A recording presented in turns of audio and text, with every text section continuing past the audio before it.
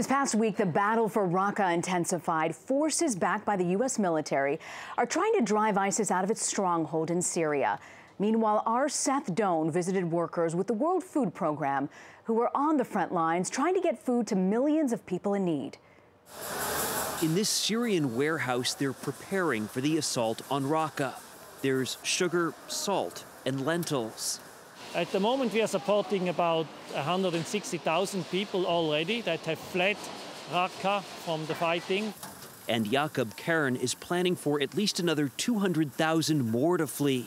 He's country director for the U.S.-backed World Food Program in Syria. When you think about an assault on Raqqa, you think about the military component. You've got an entire other world to consider. Exactly. A military action in Raqqa means for us 100,000 of people moving.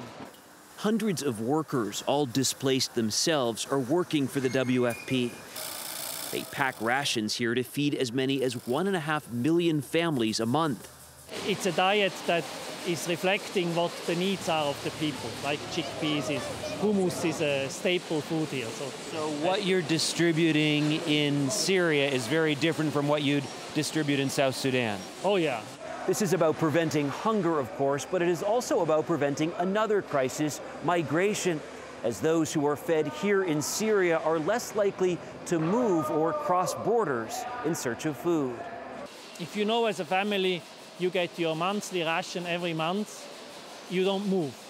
More than half of Syria's population has been displaced, and Karen says getting food to them is complicated, with dozens of different armed groups fighting each other for power.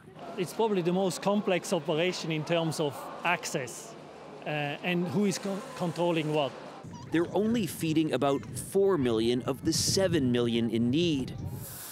But these rations are key to keeping Syrians alive and keeping them here to ultimately rebuild their country. Seth Doane, CBS News, on the outskirts of Damascus.